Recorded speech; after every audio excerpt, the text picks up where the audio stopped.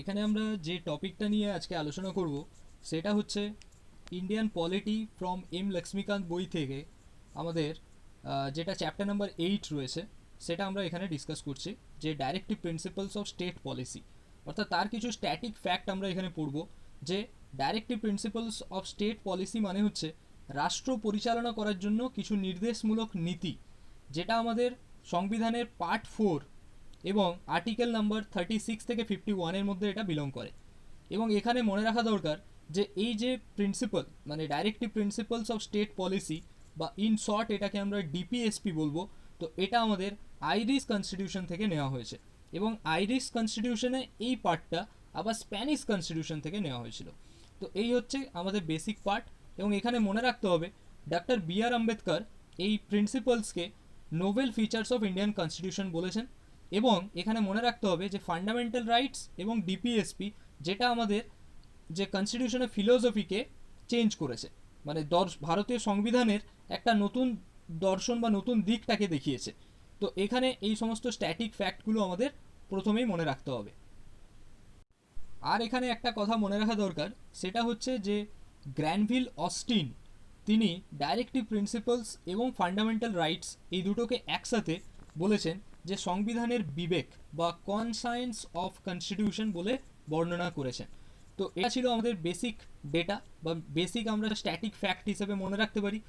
এরপরে আমরা যেটা আলোচনা করব এখানে সেটা হচ্ছে ফিচার্স অফ ডাইরেক্টিভ প্রিন্সিপালস, মানে ডাইরেক্টিভ প্রিন্সিপালসের কী কী বৈশিষ্ট্য রয়েছে। তো প্রথম পয়েন্টসে দেখো এখানে যেটা রয়েছে, যে ফার্স্ট পয়েন্টে সেটা বলছে এখানে the phrase directive principles of state policy denotes the ideals that the state should keep mind while formulating policies and enacting laws।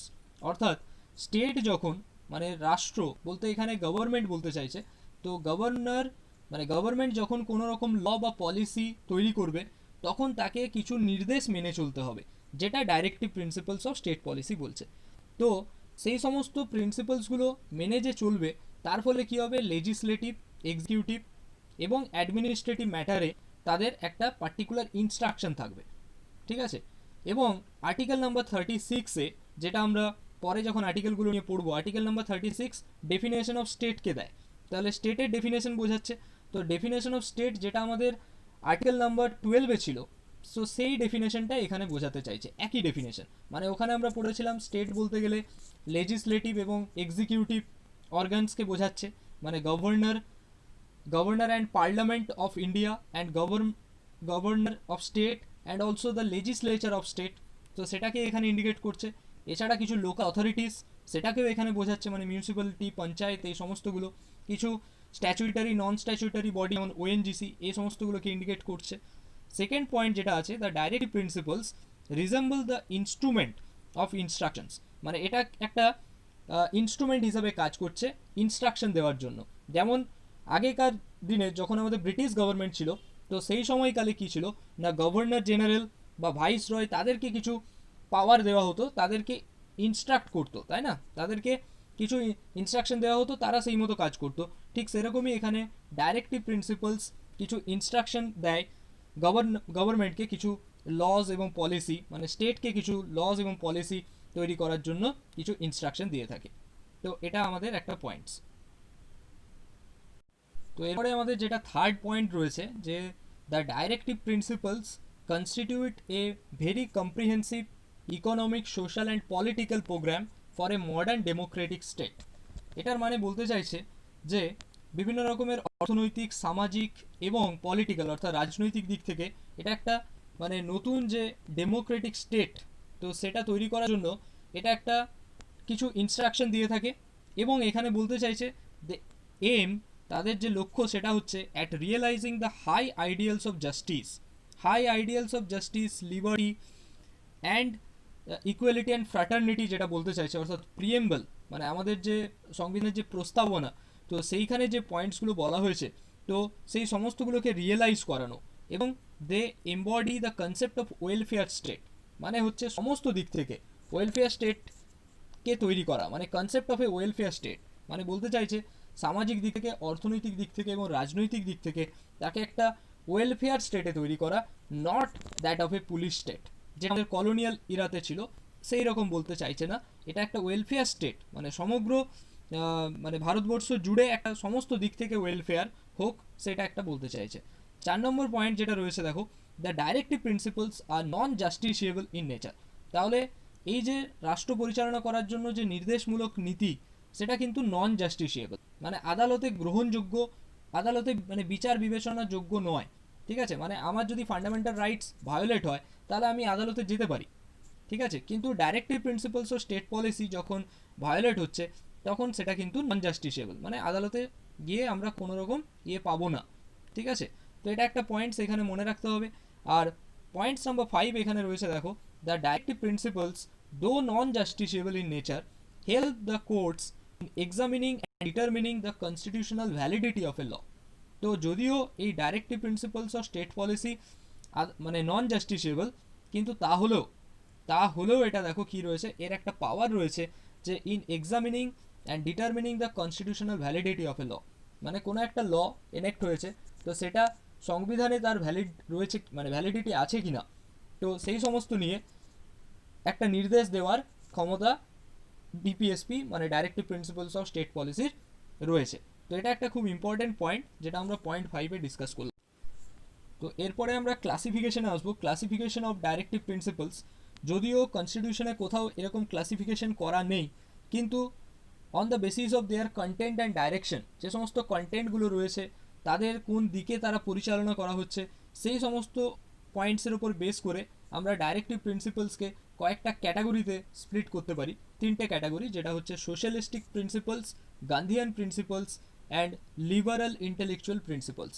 তাহলে আমরা প্রথম পয়েন্টে যেটা আসছি সেটা হচ্ছে সোশ্যালিস্টিক প্রিন্সিপালস, মানে সামাজিক যে প্রিন্সিপালগুলো রয়েছে, সমাজতান্ত্রিক নীতি আমরা যদি বলে থাকি।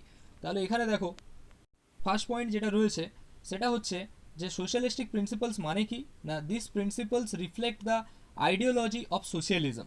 মানে এখানে যে প্রিন্সিপালসটা মানে মেন মুখ্য বিষয় যেটা থাকছে সেটা হচ্ছে আইডিওলজি অফ সোশ্যালিজম, মানে সমাজতান্ত্রিক দিকটাকে সেটা তুলে ধরছে। They lay down the framework of a democratic socialistic state aim at providing social and economic justice, মানে সমস্ত দিক থেকে সোশ্যাল মানে সামাজিক এবং অর্থনৈতিক দিক থেকে ইকুয়াল জাস্টিস, ঠিক আছে, সমানভাবে বিচার, তো সেইটা এখানে তারা তুলে ধরছে।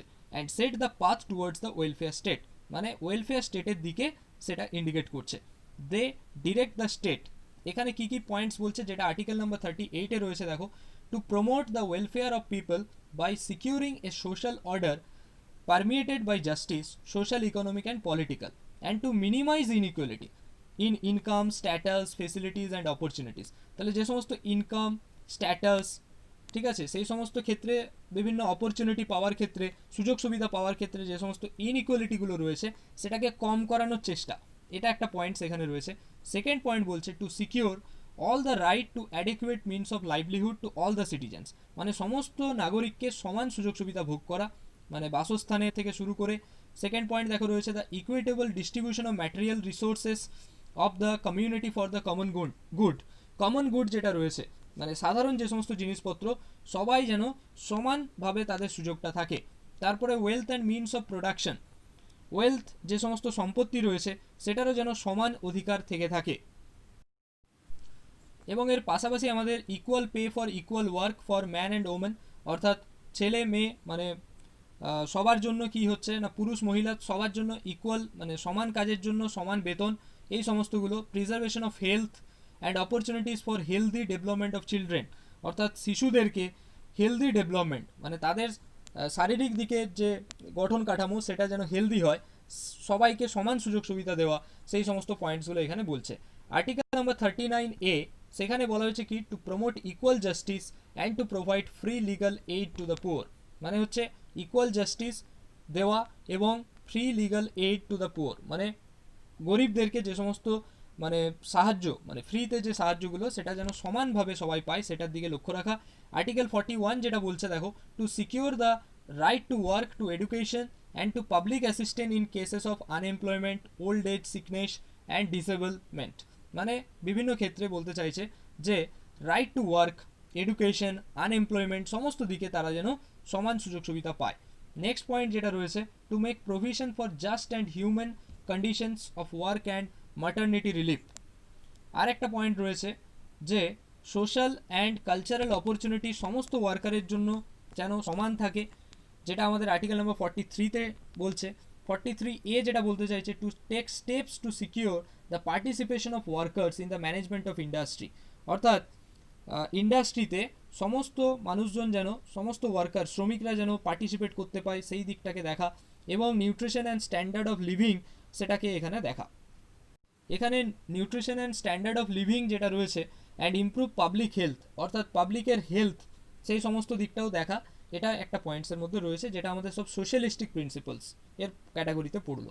এরপরে আমরা যেটা আলোচনা করছি এই পয়েন্টে, সেটা হচ্ছে গান্ধীয়ান প্রিন্সিপালস, অর্থাৎ যেটা কিনা আমাদের যে মানে ন্যাশনাল মুভমেন্টের সময় গান্ধীজির যে সমস্ত আইডিয়া ছিল, তো সেটাকে বাস্তব রূপ দেওয়ার জন্য যে প্রিন্সিপাল, সেটাকে বলা হচ্ছে গান্ধীয়ান প্রিন্সিপালস। তো এখানে কি কি ক্যাটাগরিজগুলো রয়েছে? ফার্স্ট পয়েন্ট, যে to organise the village panchayats and endow them with necessary powers and authority to enable them to function as units of self government.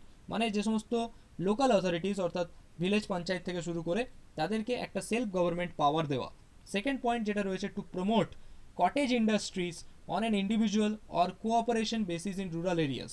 মানে কুটির শিল্প যেটা কটেজ ইন্ডাস্ট্রি, তো সেটার দিকে লক্ষ্য দেওয়া, সেটা একটা পয়েন্টস এখানে বলতে চাইছে। তারপরে যেটা আর্টিকেল 43-তে রয়েছে, 43B কোঅপারেটিভ সোসাইটি ডেভেলপমেন্টের কথা বলা হয়েছে। তারপরে দেখো রয়েছে আর্টিকেল নম্বর 46, যে to promote the educational and economic interests of SC ST and other weaker section of the society and to protect them from social justice and exploitation. যে SC STদের উপরে যে সমস্ত এবং অন্যান্য উইকার সেকশন, তাদের উপরে যে সমস্ত সোশ্যাল জাস্টিস এবং এক্সপ্লয়টেশন হয়ে থাকে, মানে শোষণ, সেখান থেকে উদ্ধার করা, এই সমস্ত পয়েন্টসগুলো আর্টিকেল 46-এ বলছে। And to prohibit the consumption of intoxicating drinks and drugs. মানে যে সমস্ত অ্যালকোহলিক যে সমস্ত ড্রিঙ্কস বা ড্রাগস, তাদের যেগুলো কিনা আমাদের হেলথকে ইনজিউরিয়াস ফর হেলথ, আমাদের হেলথের জন্য যেগুলো ক্ষতিকারক, তো সেগুলো থেকে দূরে থাকা, টু প্রহিবিট, যেটা আর্টিকেল 47-এ বলেছে। And what is article 48? Article 48 যেটা বলছে, to prohibit the slaughter of cows, মানে গরু হত্যা, cows calves and other milch and draught cattle and to improve their breeds. অর্থাৎ তাদের যে পালন, সেটা যেন আরও ভালোভাবে হয়, সেদিকে লক্ষ্য রাখা, এবং গরু হত্যা, মানে গরু, মোষ ইত্যাদি সমস্ত কিছু যেগুলো রয়েছে, সেই সমস্ত হত্যা, এগুলোর বিরুদ্ধে। এরপরে এখানে কিছু পয়েন্টস রয়েছে, যেটা হচ্ছে লিবারেল ইন্টেলেকচুয়াল প্রিন্সিপালস, মানে যেগুলো হচ্ছে উদারনৈতিক বুদ্ধিবাদী নীতি, যেগুলোকে বলতে পারি উদারনৈতিক পয়েন্টস। তো এইখানে কি কি পয়েন্টসগুলো রয়েছে, যেটা আমাদের আর্টিকেল 44-এ রয়েছে ফার্স্টেই, যে to secure for all the citizens A uniform civil code through out the country. অর্থাৎ এখানে বলতে চাইছে যে সমস্ত নাগরিকের জন্য একটা ইউনিফর্ম সিভিল কোড, ঠিক আছে, সিভিল বলতে দেওয়ানি, তো একটা দেওয়ানি কোড সমস্ত ভারতীয় নাগরিকদের জন্য থ্রু আউট দ্য কান্ট্রি, সেটা যেন সিকিউর থাকে, যেটা আর্টিকেল 44-এ বলছে। আর্টিকেল 45 কি বলছে? To provide early childhood care and education for all the children until they complete the age of 6 years. অর্থাৎ যতক্ষণে পর্যন্ত কোনো শিশু যে কিনা 6 বছর এজ কমপ্লিট করছে, until they complete the age of 6 years, সেটা একটা চাইল্ডহুড কেয়ারের কথা বলা হয়েছে, যেটা পরে আমাদের 86th অ্যামেন্ডমেন্ট অ্যাক্ট 2002-তে বলা হয়েছে 6 থেকে 14 বছর বয়সে প্রত্যেক শিশুকে প্রাথমিক শিক্ষা দেওয়ার কথা বলা হয়েছে। নেক্সট যেটা আর্টিকেল 48 বলছে, to organise agriculture and animal husbandry on modern and scientific lines. অর্থাৎ এগ্রিকালচার এবং অ্যানিমাল হাজবেন্ডারিতে আরও অর্গানিক ওয়েতে সেটাকে যাতে তার প্রতিফলন হয়, সেই সমস্তগুলো এখানে দেখা হচ্ছে, আর্টিকেল 48-এ বলা হলো। অ্যান্ড অলসো আর্টিকেল 48A বলছে, to protect and improve the environment and to safeguard forest and wild life. অর্থাৎ যে সমস্ত মানে বন্য জীবন যেটা রয়েছে, বন্য পশুদের এবং এনভায়রনমেন্ট, সেটার প্রতি ইমপ্রুভ করার জন্য এখানে পয়েন্টসটা রয়েছে 48A, এই সমস্ত কথাগুলো বলা আছে। তারপরে বলছে আর্টিকেল 49-এ, যে to protect monuments, places and objects of historic interest, মানে যে সমস্ত মনুমেন্টস, প্লেসেস রয়েছে হিস্টোরিক ইন্টারেস্ট যেগুলো, সেদিকের প্রতি নজর দেওয়া। এটা আর্টিকেল 50-তে যেটা বলছে, to separate the judiciary from the executive, ঠিক আছে, মানে জুডিশিয়ারিকে এক্সিকিউটিভ থেকে পৃথক করা, সেটা বলছে। অ্যান্ড আর্টিকেল 51 যেটা বলছে, to promote international piece and security. অর্থাৎ যে ইন্টারন্যাশনাল মানে বিদেশের মানে দেশের সাথে কি করা হচ্ছে, ফরেন কান্ট্রিদের সাথে পিস এবং সিকিউরিটি মেনটেন করা, এই সমস্ত পয়েন্টসগুলো এখানে বলতে চাইছে। তাহলে এখানে যেটা বলছে যে ফরেন কান্ট্রিগুলোর সাথে বিভিন্ন রকম বন্ধুত্বপূর্ণ সম্পর্কের মাধ্যমে একটা রিলেশন তৈরি করে তোলা, ঠিক আছে, যেটা আমাদের নেশনসের জন্য ভেরি মাচ হেল্পফুল। এখানে দেখো একটা পয়েন্টস রয়েছে নিউ ডাইরেক্টিভ প্রিন্সিপালস। এখানে আমরা যে পয়েন্টসগুলো দেখলাম, কিছু কিছু ক্ষেত্রে আমরা দেখলাম 39A, 48A, 49, এই মানে যেখানে এ দেখতে পেলাম, মানে এগুলো হচ্ছে অ্যামেন্ডমেন্ট অ্যাক্টের মাধ্যমে তৈরি হয়েছে। যেমন আমরা যদি বলে থাকি 42nd অ্যামেন্ডমেন্ট অ্যাক্ট অফ 1976, এর সাথে যে পয়েন্টসগুলো অ্যাড হয়েছে দেখো, আর্টিকেল 39A যেটা, অর্থাৎ to promote equal justice and to provide free legal aid to the poor, সেটা 39A পরে অ্যাড হয়েছে 42nd অ্যামেন্ডমেন্ট অ্যাক্টের মাধ্যমে। To secure opportunities for healthy development of the children, যেটা 39(6) অ্যাড হয়েছে। To promote to take steps of secure participation of workers in the management of industry, অর্থাৎ শ্রমিকদেরকে কারখানাতে মানে পার্টিসিপেট করার যে একটা সিকিউরিটি দেওয়া, সেটা হচ্ছে আর্টিকেল 43A, যেটাও আমাদের 42nd অ্যামেন্ডমেন্ট অ্যাক্টে যোগ হয়েছে। আর একটা হচ্ছে যে two protect and improve the environment and the safeguard forest and wild life act, যেটা আমাদের লিবারেল পয়েন্টসের মধ্যে ছিল, 48A তে অ্যাড হয়েছে। এরপরে যেটা রয়েছে 44th অ্যামেন্ডমেন্ট অ্যাক্ট 1978, সেখানে কিছু পয়েন্টস অ্যাড হয়েছে যেটা আর্টিকেল 38-এ ডিসকাস করছে, যে minimise the inequalities of income, status, facilities and opportunities, অর্থাৎ যে সমস্ত ইনকাম, স্ট্যাটাস ইত্যাদি দিক থেকে যে সমস্ত ইনইকুয়ালিটিস রয়ে আসছে, তো সেটাকে কি করা না, সেটাকে মোটামুটিভাবে কিছুটা মিনিমাইজ করা, কিছুটা কমানোর চেষ্টা। এটা 86th অ্যামেন্ডমেন্ট অ্যাক্টে তো বলাই হয়েছে আর্টিকেল 45-এ, যেটা আমি ডিসকাস করলামই, যে 2002-তে 86th অ্যামেন্ডমেন্ট অ্যাক্টের মাধ্যমে কি করা হয়েছে না, সমস্ত যে সমস্ত মানে চিলড্রেন রয়েছে 6 থেকে 14 বছর বয়সের মধ্যে, তাদেরকে কি করা হয়েছে, এলিমেন্টারি এডুকেশন, মানে একটা প্রাথমিক শিক্ষাটা সবার একটা মানে ফ্রিলি দেওয়া হবে, সেটা বলা হচ্ছে ফর অল দ্য চিলড্রেন। তো যেটা আমাদের আর্টিকেল নাম্বার 21A-তে আলাদা করে রয়েছে। তো এখানে আমরা যেটা পয়েন্টস পড়ছি, যে আমরা এখানে কিছু ক্রিটিসিজম পড়বো, যে criticism of the directive principles. তো ক্রিটিসিজম বলতে গেলে নো লিগাল ফোর্স, যেহেতু এটা আমাদের আদালতে কি বলতে পারি, এটা যেহেতু নন জাস্টিসেবল ক্যারেক্টার, তাহলে নো লিগাল ফোর্স একটা পয়েন্ট বলতে পারি। ইললজিক্যালি অ্যারেঞ্জড, আমরা যদি দেখে থাকি শুধুমাত্র গান্ধিয়ান প্রিন্সিপাল বলো বা যে কোনো প্রিন্সিপালে যদি আমরা যাই, প্রত্যেকটা পয়েন্টসে আমরা দেখতে পাচ্ছি যে দে আর মানে গান্ধিয়ান প্রিন্সিপালসের ক্ষেত্রে আমরা দেখলাম আর্টিকেল 40, তারপরে দেখলাম আর্টিকেল 43, আবার 46, 47, মানে দে আর ইললজিক্যালি অ্যারেঞ্জড, সেটা বলতে চাইছে। And they are conservative in nature. আর একটা রয়েছে কনস্টিটিউশনাল কনফ্লিক্ট, যেটা কে সান্থানম তিনি পয়েন্ট আউট করেছিলেন, যে স্টেটের সাথে সেন্টারের একটা কনফ্লিক্ট থাকতে পারে বিল পাস নিয়ে, between the president and prime minister, bill pass নিয়ে প্রেসিডেন্ট প্রাইম মিনিস্টারের মধ্যে একটা কনফ্লিক্ট বা বিভেদ থাকতে পারে, between also governor and chief মিনিস্টারের মধ্যে একটা বিভেদ থাকতে পারে। তো এই সমস্ত পয়েন্টসগুলো এখানে রয়েছে। তাহলে যদিও এখানে প্রচুর ক্রিটিসিজম রয়েছে, কিন্তু তা সত্ত্বেও আমরা ডাইরেক্টিভ প্রিন্সিপালস ও স্টেট পলিসি থেকে ইউটিলিটিটাই আমরা বেশি পেয়ে থাকি। মানে এখানের সুযোগের আমরা মানে এখানে আমরা বলতে চাইছি যে ক্রিটিসিজম ভালোই রয়েছে, কিন্তু তাহলে আমরা এখানে এর মানে সুযোগটা মানে এর ইউটিলিটিটা আমরা বেশি পেয়ে থাকি, ঠিক আছে, এটা এখানে পয়েন্টস করা রয়েছে। এরপরে একটা পয়েন্টস রয়েছে, দেখো এখানে যেটা রয়েছে তোমরা স্ক্রিনে দেখতে পাচ্ছ, সেটা হচ্ছে ডিরেক্টিভস আউটসাইড পার্ট 4, মানে কিছু ডাইরেক্টিভ প্রিন্সিপালস রয়েছে, যেটা আমরা পড়েছি যে directive principles of state policy, মানে যেটা আমাদের 36 থেকে 51 নম্বর আর্টিকেলসের মধ্যেই থাকবে। কিন্তু এখানে আমরা কিছু দেখতে পাচ্ছি, যেটা আমাদের রয়েছে ফার্স্ট অফ অল, যে claims of SC and ST to services, যেটা আমাদের আর্টিকেল নাম্বার 335-335-এ উল্লেখ রয়েছে। তো যেটা আমাদের মানে পার্ট 4-এ নয়, এটা কত নম্বর পার্টে রয়েছে, পার্ট 16-এ। তাহলে এটা বলতে চাইছে পার্ট 4 বাদ দিয়ে কী কী প্রিন্সিপালস রয়েছে। তো প্রথম পয়েন্ট যেটা বলছে, এসসি এসটিদের জন্য সার্ভিসের ক্ষেত্রে to the claim of the members of scheduled caste and scheduled tribes shall be taken into consideration consistently with the maintenance of efficiency of administration in the making of appointments to services and post in connection with the affairs of the union or a state। মানে বলতে চাইছে বিভিন্ন রকমের যে state বা সেন্ট্রালের ক্ষেত্রে যে সমস্ত মানে কাজের ক্ষেত্রে হোক, চাকরির ক্ষেত্রে, যে কোনো পয়েন্টসে তাদের একটা মানে ক্লেম রয়েছে, তাদের একটা সিট আলাদা করে রিজার্ভেশন থাকবে, সেটা এখানে বলতে চাইছে।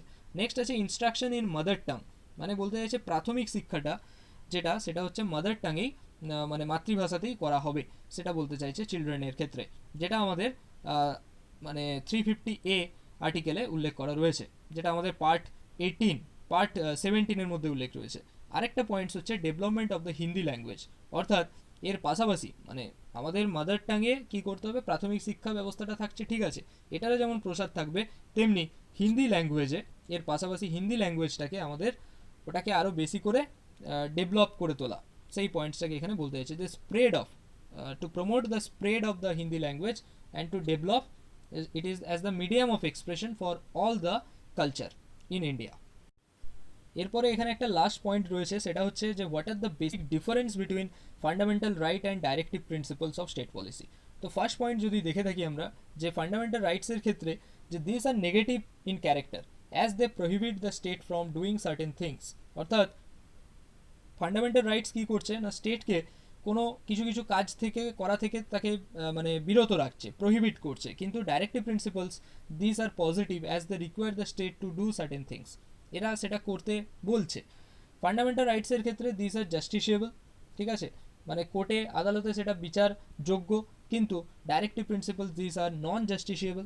থার্ড পয়েন্ট দেখো, দে এইম অ্যাট, মানে ফান্ডামেন্টাল রাইটসের ক্ষেত্রে বলছে they aim at establishing political democracy in the country, কিন্তু এখানে বলতে চাইছে সেটা social and economic democracy in the country, মানে এখানে শুধু রাজনৈতিক দিক থেকে ডেমোক্রেসি বলতে চাইছে, এটা হচ্ছে সামাজিক এবং অর্থনৈতিক দিক থেকে ডেমোক্রেসি বলতে চাইছে। অ্যান্ড ফান্ডামেন্টাল রাইটস যেটা রয়েছে point 4, this have legal sanctions, কিন্তু এখানে দেখো রয়েছে this have moral and political sanctions. তারপরে পয়েন্ট 5 দেখো, they promote the welfare of the individual, অর্থাৎ এখানে মানে প্রত্যেকে মানে আমি যদি কোনো ক্ষেত্রে আমার যদি ফান্ডামেন্টাল রাইটস আমার একা, মানে আমি একজন অ্যাজ এ সিঙ্গেল পার্সন যদি আমার ফান্ডামেন্টাল রাইটস ভায়োলেট করে আমি আদালতে যেতে পারি, কিন্তু এখানে বলতে চাইছে they promote the welfare of the community. তাহলে they promote the welfare of the community, মানে এখানে বলতে চাইছে ডাইরেক্টিভ প্রিন্সিপাল অফ স্টেট পলিসির ক্ষেত্রে যে সেটা একটা মানে ওয়েলফেয়ার অফ দ্য কমিউনিটি, মানে একজন সিঙ্গেল পার্সনের কথা এখানে বলা হচ্ছে না, এটা একটা হোল একটা পুরো টিম হিসাবে বলা হচ্ছে, একটা কমিউনিটি হিসাবে তার ওয়েলফেয়ারের কথা ভাবা হচ্ছে এখানে। নেক্সট যেটা রয়েছে ফান্ডামেন্টাল রাইটসের ক্ষেত্রে, যেটা আমাদের পয়েন্ট নাম্বার 6 রয়েছে, they do not require any legislation for their implementation, ঠিক আছে, কিন্তু ডাইরেক্টিভ প্রিন্সিপালসের ক্ষেত্রে একটা পার্টিকুলার লেজিসলেশন দরকার হয়ে থাকে। পয়েন্ট নাম্বার 7 রয়েছে দেখো, যেটা কোর্টস যদি কোনো একটা লকে ভায়োলেট, মানে কোনো একটা ফান্ডামেন্টাল রাইটসকে যখন ভায়োলেট করছে কোনো ল, তখন কোর্ট সেটাকে কি বলে থাকে না আনকনস্টিটিউশনাল বলতে পারে। কিন্তু আমরা যেখানে পড়ছি যেটা ডিপিএসপি বা ডাইরেক্টিভ প্রিন্সিপাল অফ স্টেট পলিসির ক্ষেত্রে যদি কোনো ল ভায়োলেট করে তাহলে কিন্তু কোর্ট সেটাকে আনকনস্টিটিউশনাল বলতে পারে না। তো এই ছিল আমাদের বিভিন্ন রকমের পয়েন্টস যেটা আমরা directive principle of state policy Laxmikanth বই থেকে সেটা আমরা স্টাডি করলাম। এরপরে আমি একটা সেপারেট ভিডিওস বানাবো ট্রিক্সের মাধ্যমে কি করে আমরা আর্টিকেলসগুলোকে, এইখানের যে আর্টিকেলসগুলো রয়েছে সেটা আমরা মনে রাখতে পারি, মানে আর্টিকেল 36 থেকে 51 ট্রিক্সের মাধ্যমে মনে রাখার চেষ্টা করব। তো ভিডিওটা কেমন লাগলো জানাবে কমেন্ট বক্সে।